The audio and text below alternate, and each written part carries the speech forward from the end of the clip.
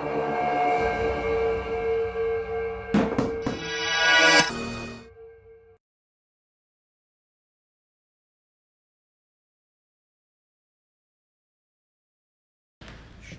other Epping residents that would like to speak?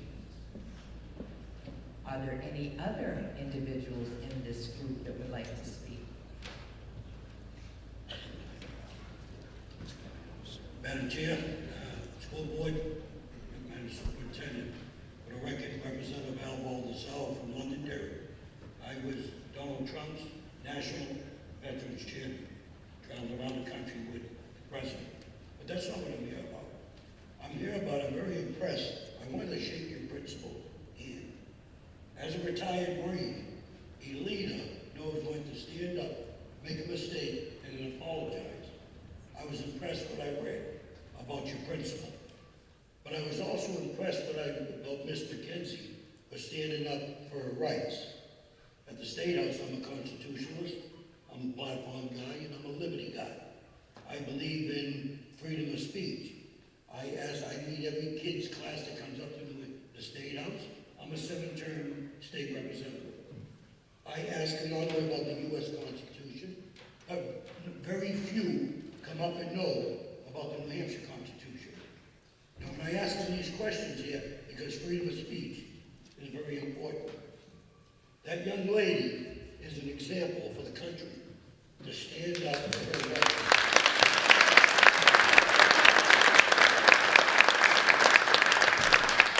As an old retired Marine who went to war and who sent the son to war, many of my fellow veterans died protecting our freedom of speech.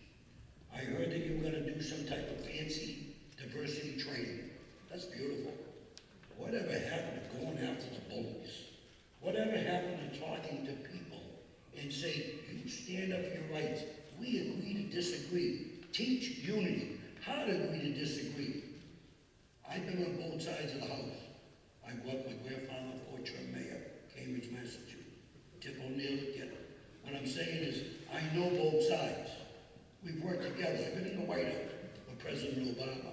Shook his hand. I disagreed with his policies, but I respected the office. So you all set the example here, and I think people around the country got a little bit off target on what actually went on, because your principal had a temporary setback, and the solution was apologizing. So I have to compliment you all for what you did, and I'm proud to be a part of it here in New Hampshire, and keep up the good work. Thank you. Thank you.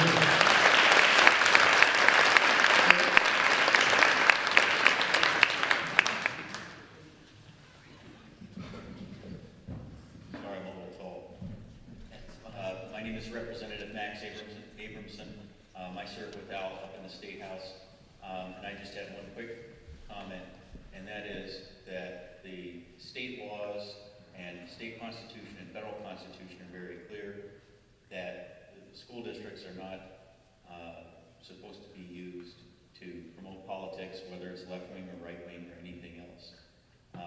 However, the state and federal constitutions both protect freedom of speech, freedom of religion, and our other constitutional rights. And the students, in my opinion, have the right to express whatever ideas that they want to question and challenge our ideas and our old conventional wisdom. Almost everything that I was taught in kindergarten about history and dinosaurs and everything else, the assumptions that the previous generation had made have all been pretty well disproven since then. They used to tell us that dinosaurs were cold-blooded reptiles and that they were no relation to birds, and I'd already read as a kid articles that were totally contrary to that. And I remember getting yelled at by a very angry public school teacher who insisted, because she was brought up on a different way of thinking about dinosaurs. And so my viewpoint on schools has always been that the kids are supposed to question things. They're supposed to question our old, outdated assumptions, and that they're supposed to think for themselves and speak out. When we speak in committee on issues, I was just at the State House today, most of the members are very careful to just stick to the point, and most of us speaking in committee, you wouldn't know if someone was a Republican, a Democrat, a Libertarian, or an Independent.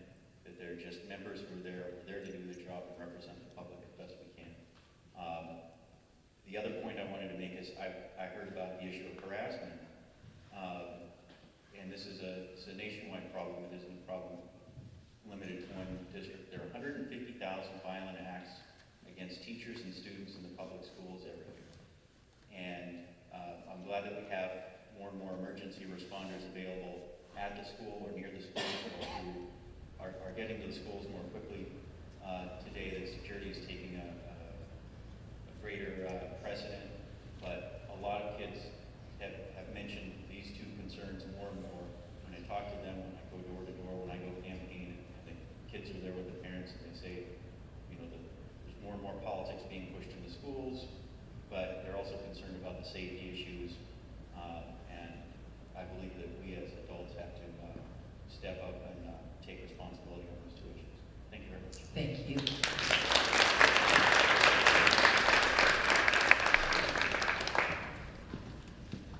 Good evening, members of this Epping Board of Education.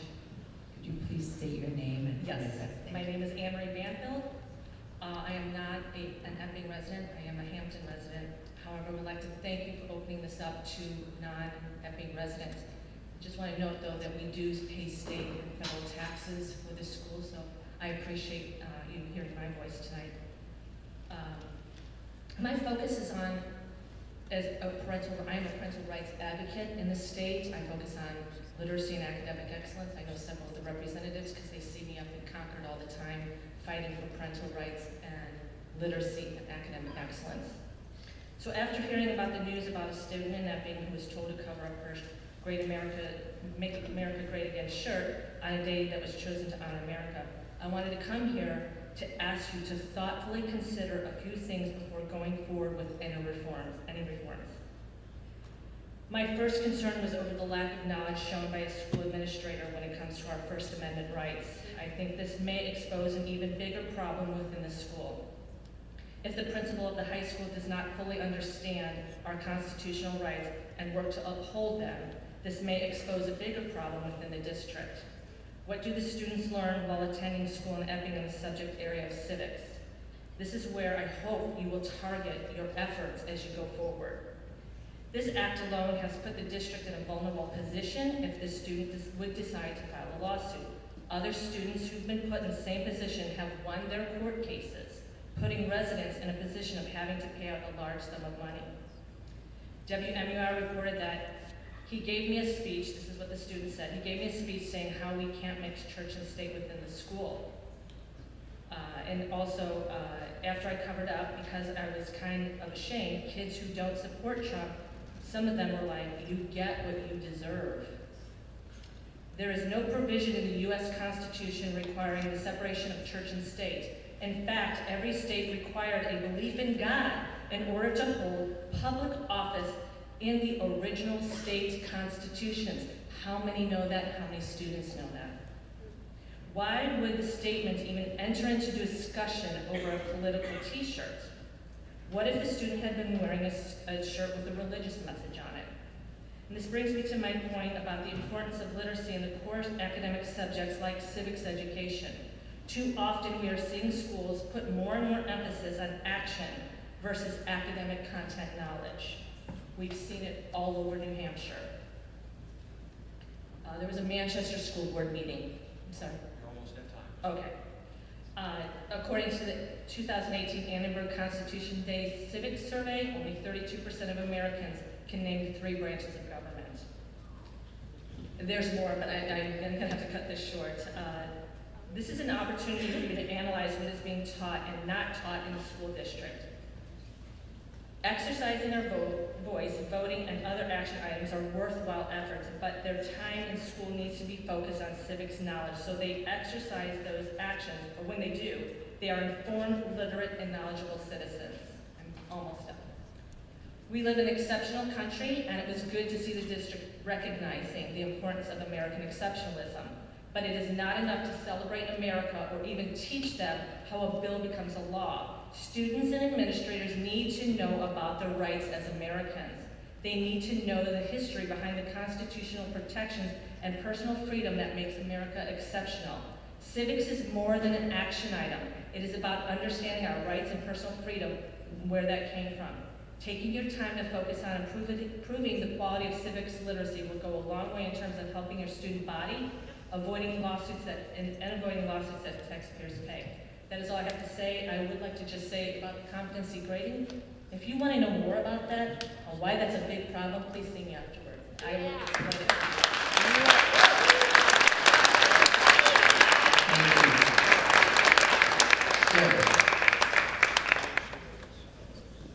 Hi there. I'm Ed Preview from Franklin, New Hampshire. So I traveled an hour and 20 minutes to get here tonight. So I believe in the First Amendment or Second Amendment. You guys got a tough job in front of you. It's not easy, especially in this climate today. School administrators, teachers, they're under the gun all over the place.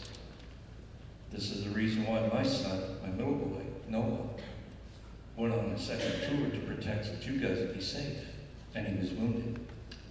Now when you get that phone call, you take notice. I've never politically motivated. I got a t-shirt on that's just got a picture of an elephant. That's red, white, and blue. Now, that's a freedom of speech. But thank you for letting me speak, because I don't live here. I've been through your town many a times. I compliment you and the group behind me. What a great civics lessons for our young people to see how adults can respect each another. So far, nobody's screamed and yelled and hollered. We got cameras all over the place over here, NPR out there listening. And people will, a couple of weeks from now, a month from now, will all be forgotten. But the student won't be forgotten. You folks won't be forgotten, because you're going to have to deal with it day to day. And that takes courage and strength. Now, I come from a community where the city council and the school board, one's an earth sign, one's a water sign, and made mud. That said, and I'll get, when I get back into Franklin, they'll say, why did you say that? Because it's true. Get together. Remember, that young person, that's your future we're messing with. If we don't take care of them, all of them, shame on us. Because they're our future. When we're old and gray and sitting in that rocking chair, they are going to take this country over. They're going to want to do what they want to do. And if we don't teach them now, today, shame on us. I go to the House, and I go to the Senate, and I talk about young people. Because I volunteer for the Merrimack County Juvenile Diversion Program. And what I see comes in front of me. And here's a young girl who just wore a t-shirt. She probably gets real good grades. I don't know that for a fact. But I have an understanding when I met with her, she probably does. And her parents are probably doing a really great job. Commend them for that. Because you always hear about the child that gets in trouble, but never about the good child that just wanted to say something.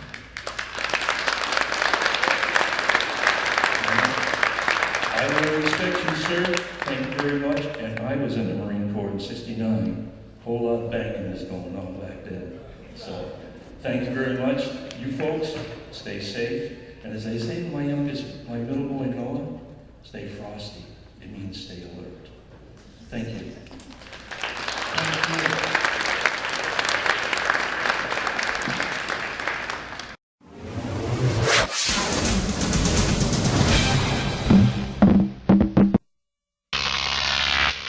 Croc TV.